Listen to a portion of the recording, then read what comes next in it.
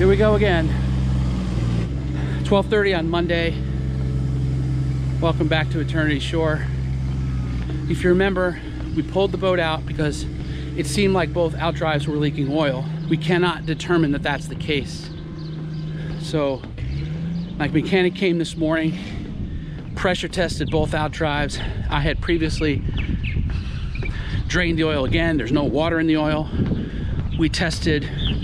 We raised and lowered the drives to see if it was the leaking from the drives. We checked the trim tabs. No oil coming from the trim tabs. We are seemingly confident that we can put this boat back in the water. So I'm running out to the dock real quick to put a spring line on.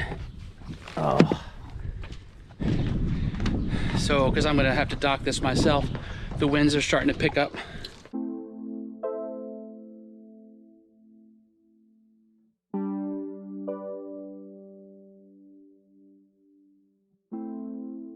So, fingers crossed, when we put the boat in the water, the engine start up okay, and I'm not leaking a ton of oil. There she is. Coming again. Take two.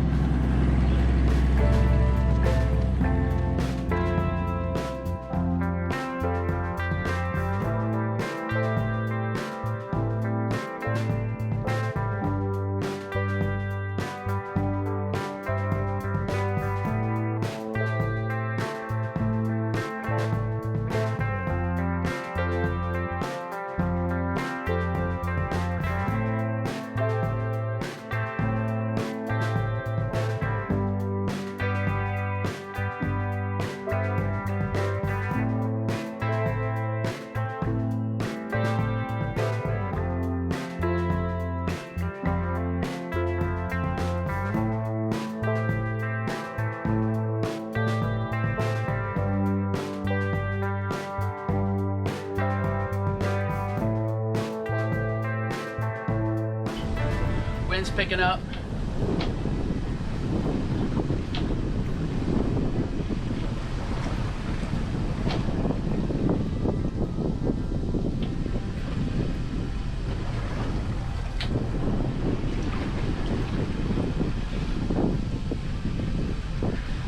Back in the water, but we'll see.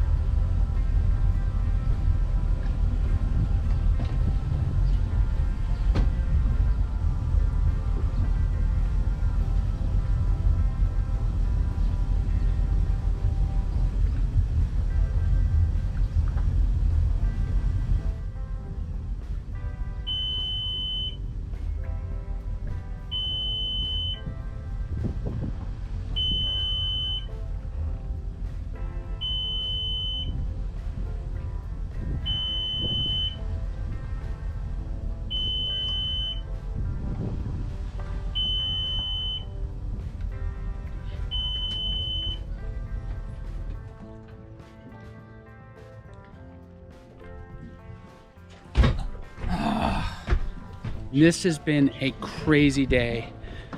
We are back in the water with about 18 asterisks. So here we are, I'll show you. We're floating, barely. I'll try to do my best to explain kind of what happened. So this morning, my mechanic came, pressure tested both outdrives. Not a problem. There's no leak going in those outdrives, so whatever oil is being spilled is not coming from the outdrives. We also checked both trim tabs up and down, tested them. There's no oil leaking there. Best that we could tell is that this oil is the oil that comes out of the drain plug at the top where you have the cover. I'll show a picture of it. And we think maybe that, you know, I had filled them and that oil comes out of there, and maybe slowly but surely it just keeps leaking out. So maybe we pulled it out of the water for no reason. So that's the oil spill. In terms of the port side engine, if you remember this connect, this was replacing the power steering cooler. And I got it on with plastic, hard plastic, you know, barbed connections, and it was just kind of loosely fitting, wasn't leaking. But I asked Joe what I should do, and so what Joe actually did was we took off a whole section that wasn't needed and directly connected, I'll show you down here. And instead of wrapping this all the way around the boat, all the way around the engine unnecessarily, we took out the whole thing. He just attached it right there to the thermostat housing so that water is going basically more directly from the intake into here and then out through the engine. Then the craziness, I didn't get to film much of this, you'll see a little bit of it, was that we were all set with the outdrives. And so we said, well, we can get back in the water. And so Tommy got me back in the water within an hour and a half. I couldn't set up cameras. He didn't want to waste his time. We fired up both engines. I did see oil coming out, but again, I had just filled up both outdrives with gear oil. So it's probably still in that sort of underneath that cover where it comes out of the fill plug. I'm assuming that's just going to run through.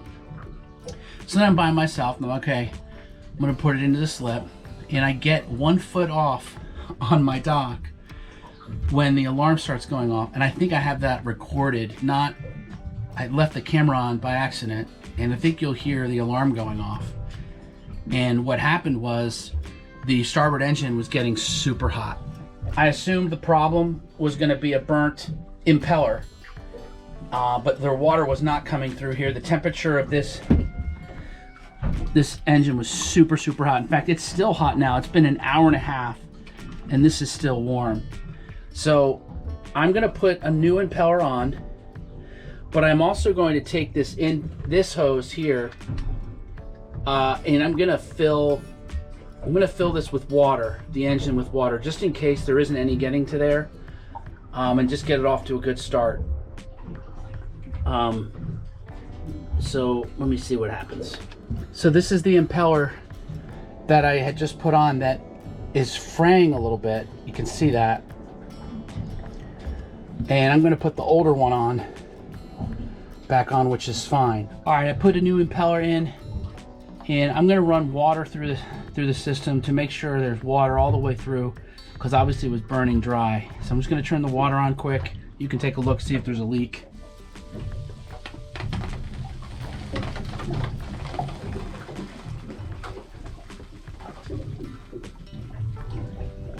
That should have been enough.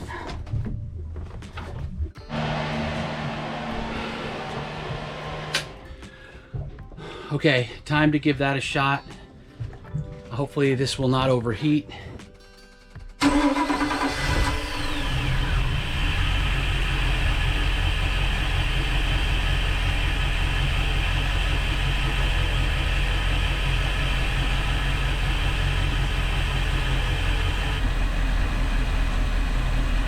Drip right there.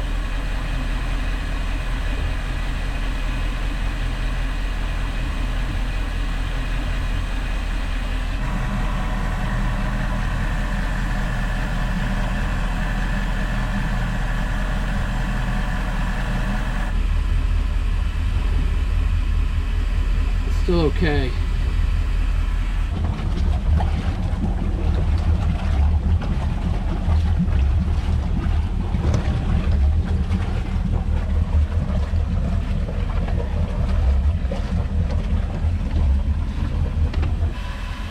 The drip coming from the starboard housing is happening every 2 seconds.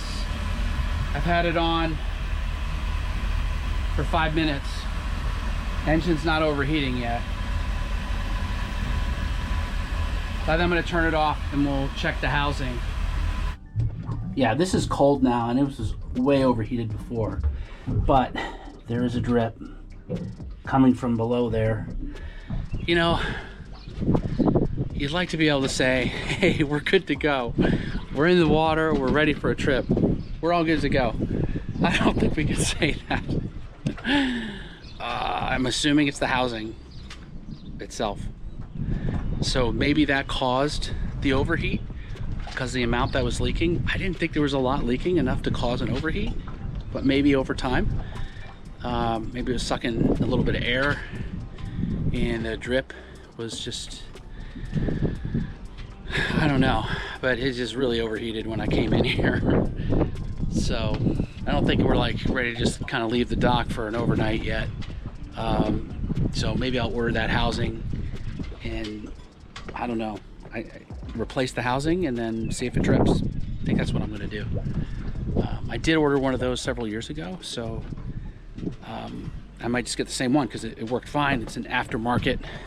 Stinky rags, gasoline rags. I forgot to say goodbye. This is Jeff with Eternity Shore. Thanks for watching, for commenting, subscribing. Appreciate you following us on this channel. And I apologize for such a slow start. I feel like you all have stories to share about how you could get in the water for various reasons. And now we're up to date with that, because except for when we first picked up the boat in 2022, 3.5 years ago, and brought it across the Chesapeake, we haven't had terrible luck with things breaking down as much. We initially lost we lost both engines, and I'll link to that video if you haven't seen that original video of us bringing the boat across and getting towed. This would be a good chance to get caught up, so I'll put that video right in there.